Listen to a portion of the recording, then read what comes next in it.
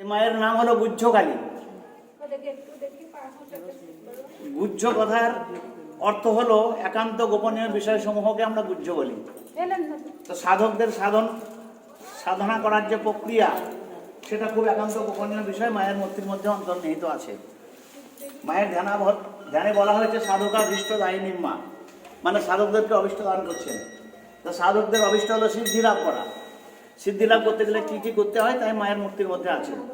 প্রথমে সাধকদেরকে অষ্টাঙ্গিক যোগ করতে হয়, যম, নিয়ম, আসন, পরিত্যাগ, প্রাণায়াম, ধ্যান, ধারণা, সমাধি। সেই নিয়ম অনুসারে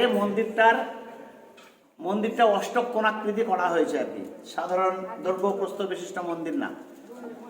অষ্টক কোণাকৃতির মানেই হলো সাধকদেরকে প্রথমে অষ্টাঙ্গিক যোগ করতে হবে, তারপরে অষ্টাঙ্গিক যোগের শেষ ধাপ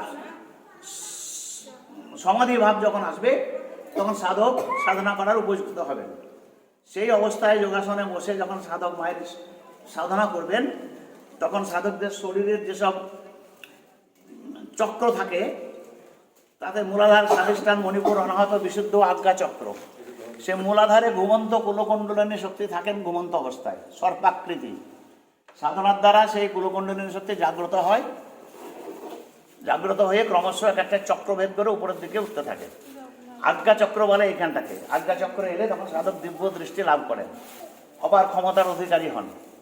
মুকুট, সেটা হলো সহস্রারের প্রতীক।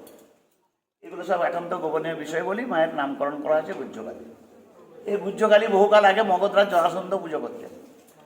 জরাসন্ধের মৃত্যুর পর কালের প্রবাহে মা মাটির নিচে থেকে যান, কেননা জরাসন্ধের মন্দিরটা ছিল মাটির নিচে পাতালে। দীর্ঘকাল ওই অবস্থায় থাকার পরে রানী অহল্যাবাই শিবের উপাসক, যেখানটা খনন কার্য উনি করছিলেন সেখানটা কাশী রাজা চেতসিংহের জমিদারির আওতাভুক্ত ছিল বলেই রানী অহল্যাবাই মূর্তিটা কাশীরাজকে দিয়েছিলেন। কাশীতে কর্মসূত্রে সে সময় ওয়ারেন হেস্টিংস ছিলেন, উনি মূর্তিটাকে দেখে ইংল্যান্ডে নিয়ে যাবার প্রস্তাব দিয়েছিলেন মিউজিয়ামে রাখার জন্য। হেস্টিংসের ভয়ে কাশী রাজা মূর্তিটাকে অনির্দিষ্টকালের জন্য গঙ্গা জলে লুকিয়ে রেখেছিলেন দশাশ্বমেধ ঘাটের কাছে। সেইখান থেকে মহারাজ নন্দকুমার মায়ের স্বপ্নাদেশ পেয়েছিলেন।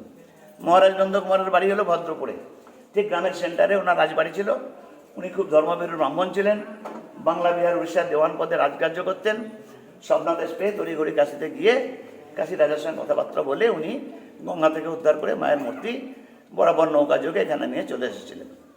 নিয়ে ওই নদীতে এসে নদী থেকে তুলে এখানে মহারাজ নন্দকুমারের জমিদারিগুলো সব এখানে প্রতিষ্ঠা করার উপযুক্ত স্থান নির্বাচন করে নৌকা থেকে উঠিয়ে মায়ের ওই নদীর তীরে বটতলায় অস্থায়ীভাবে মাকে রাখা হয়েছিল। তারপরে মন্দিরের কাজ শুরু হয়। মন্দিরের কাজ চলাকালীন উনি ইংরেজদের মিথ্যা মামলার দায়ে অভিযুক্ত হয়ে ফাঁসির আদেশপ্রাপ্ত হয়ে বন্দী হয়ে গিয়েছিলেন। তো উনি এতই ধর্মবীর ব্রাহ্মণ ছিলেন যে মৃত্যুর দিন ঘোষণা হয়েছে জেনেও উনি মৃত্যুর পূর্বে মায়ের প্রতিষ্ঠার সংবাদটা জানতে চেয়েছিলেন বলেই অসম্পূর্ণ মন্দিরে মহারাজ নন্দকুমারের একমাত্র ছেলে গুরুদাস রায় ওখান থেকে মাকে মন্দিরের প্রতিষ্ঠা করে শাস্ত্রীয় বিধান অনুসারে পুজো শুরুর ব্যবস্থা করে দিয়েছিলেন। তারপরে নন্দকুমারের ফাঁসি হয়ে যাওয়ার পর ছেলের মানসিক অবস্থা খারাপ হয়, উনি আর মন্দির সম্পন্ন করতে আসেননি। 1775-এর 5ই আগস্ট নন্দকুমারের ফাঁসি হয়। তখন থেকে 2004 পর্যন্ত মন্দির সংস্কারবিহীন অবস্থায় থেকে যায়। নন্দকুমারের ফাঁসির অল্পকাল পরেই গুরুদাস রায় অপুত্রক অবস্থায় মারা গিয়েছিলেন। পরবর্তীকালে মহারাজ নন্দকুমারের জমিদারির মালিক হয় মেয়েদের বংশের ছেলেরা, দরিদ্ররা। তিনারাও কেউ মন্দির সংস্কার করতে আসেননি। এবারে 1775 থেকে 2004 পর্যন্ত 226 বছর মন্দির সংস্কারবিহীন অবস্থায় জরাজীর্ণ হয়ে আসে। তখন বামফ্রন্ট সরকারের আমলের মৎস্যমন্ত্রী কিরণানন্দ এসে মন্দিরের এই দুরবস্থা দেখে তৎকালীন মেয়েদের বংশের সেবায়েত গৌরীশঙ্কর রায়ের অনুমতি অনুসারে মন্দিরটা অল্প বিস্তর সংস্কার করেছিলেন। ছাদ ছিল আগে, ছাদের বদলে চূড়া হয়েছে, বাইরেরটা ফাঁকা ছিল, ওটা ঢালা দেওয়া হয়েছে, প্লাস্টার রং ইত্যাদি হয়েছে। বাইরেরগুলো গৌরীশঙ্কর রায়ের করবার অনুমতি দেননি। এই হলো মন্দিরের ইতিহাস।